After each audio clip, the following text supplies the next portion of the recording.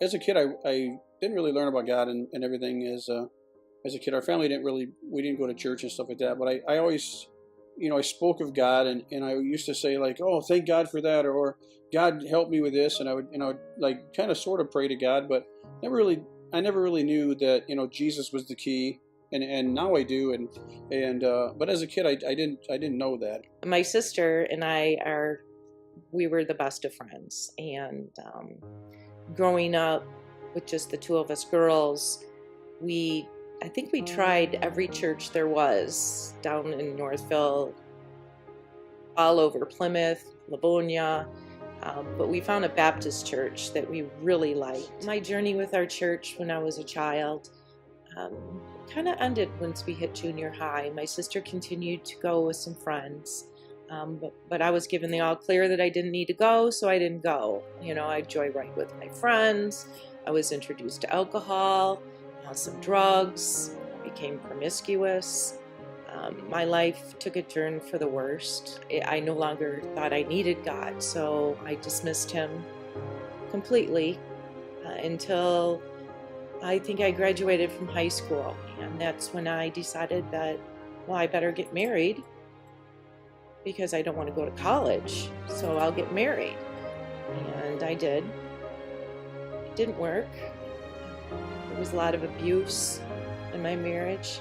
I graduated in 1989, and I immediately went into the Marine Corps and became a Marine, and it was one of my passions. I loved being a Marine, and it was something unfortunate happened. I injured myself fast roping out of a helicopter, actually. I hurt my knee, got rehabilitated, and they did an x-ray on me and was getting ready to put me back in the fleet, and I was getting ready to be deployed.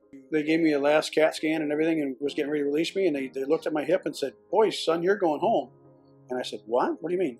They said, "You have a disease in your right hip." And it was devastating to me. It was very painful, and I felt like I felt like a loser. I felt like I wasn't good enough for the Marine Corps, and I'm like, I put my heart and soul in this. I've been in this Corps for 8 months at the time, and I gave everything, sweat, blood, and tears, and I made it. I lost 47 pounds in the Marines, and I was a young strapping lad, and I was invincible. I was bulletproof, and I didn't want to lose that feeling, and I was going to. And 3 days from the time that officer said, "Son, you're going home," I was back in Traverse City, my tail between my legs, and it was hard.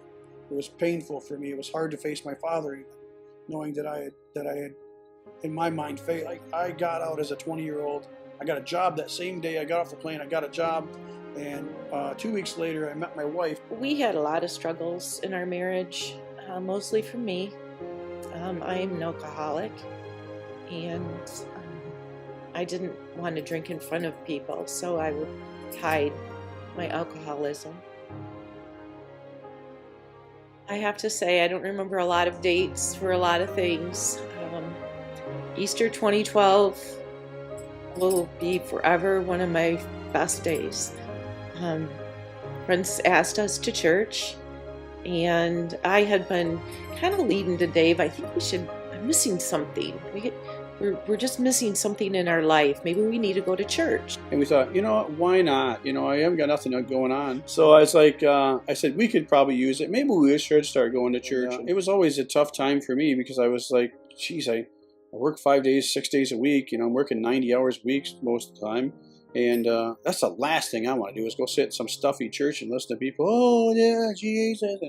And I didn't want to be that person. We went, and I was blown away by the service. I laughed and I cried, and I was so emotional that day. And the cardboard testimonials they just changed my life. And I'm watching and I'm like, oh man, that's a doozy. That's horrible what that person's been through. And I started thinking, what strength to be able to do that and to be able to swallow your pride and turn that cardboard over and stand there in front of everybody, and everybody's judging you and looking down on you and everything. That's the way I felt back then. Like, oh, I can't believe they could do that. But then it started turning to me like, it's actually pretty powerful. Then Pam Taylor came on the stage, and I was thinking, I wonder what this lady's got. And I was looking on the screen, and I leaned forward, and I'm like, what does that say? And her cardboard testimonial was so painful to me. I figured I'd need a bigger piece of cardboard, but I figured I could be any one of those people, and nobody was judging. Nobody was making them feel guilty. They looked redeemed. They looked like, as soon as they turned the cardboard around, they were smiling and just full of God's love. And I never saw that. And once you can realize that He's died for your sins and you can let it go, if you let it go, then you are just amazingly set free from all that bondage and garbage and judgment, and you can get on with your life, and it is a better life. It's a life that I can't even explain how I feel inside. It's so moving and wonderful and redeeming. For me, the best hasn't even come yet.